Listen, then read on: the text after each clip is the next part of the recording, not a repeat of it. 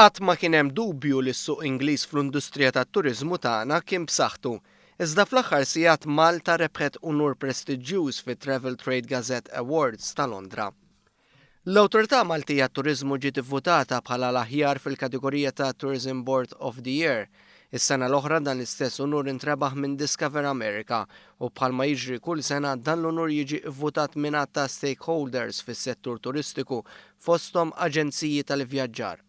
Kif jistqar id-direttur fil-qasam ta' reklamar tal-MTA, dan l-unur se jistimula aktar ħidma biex ikompli jissaħħaħ is-suq Ingliż fost l-oħrajn. Onur għalina li Trade English jirrikonoxxi l-ħidma tagħna.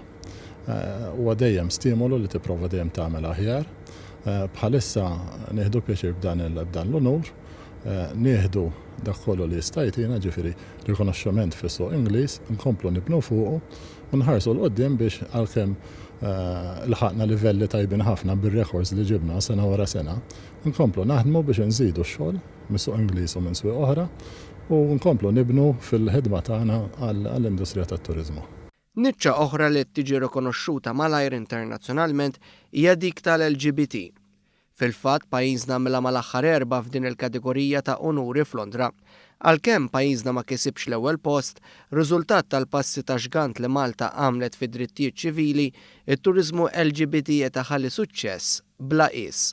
Bdejna naħdmu fuq f'dawn l-aħħar sentej bis-serjetà u ġiet rikonoxxuta mill-ewwel. Kif qed ġejna shortlisted mal-aħħar erba', nibqgħu naħdmu hija niċċa li għandha potenzjal li tikber. Dawn huma nies li jsifru ħafna, interessom ħafna l-istorja l-kultura li nofru bħala pajjiż u naraw li s-sena d-dieħla nkomplu naħdmu nibnu fuq li għandna s'issa u naraw li kemm f'din il-kategorija, f'kull kategorija oħra nersqu l-qudiem.